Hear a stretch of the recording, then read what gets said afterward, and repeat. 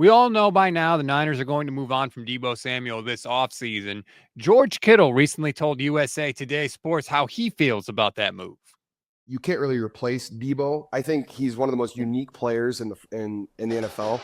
Now we're just gonna have to build our offense a little bit differently to not because we won't have that available to us.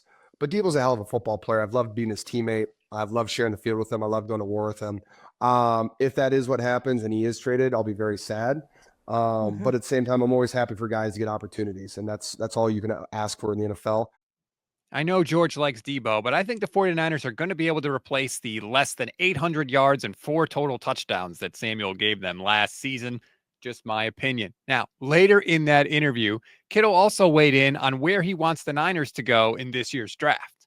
If the Super Bowl showed anything, it's if you have a really good offensive line and a really good defensive line, it doesn't matter what the other team has.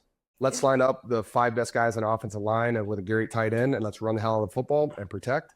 Or on D line, hey, let's get another D tackle or someone to pair with Nick Bosa and Leonard Floyd, and let Fred Warner run a little free out there and like put less pressure on our DBs. That's an area I think we can agree. Offensive line, defensive line are clear needs for the 49ers. They need to stock up in the draft. They need to add some free agents.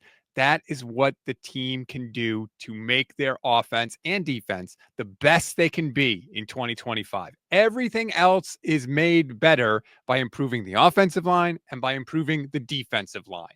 It is the easiest way for the Niners to improve, especially on defense. They were getting carved up by almost every running back down the stretch last year. I think it was like 6 of the last 7 or something like that ran for 100 yards as individuals. That is not the 49ers defense we got used to seeing. And hopefully it's not the 49ers defense we will see in 2025, at least if George Kittle gets his way.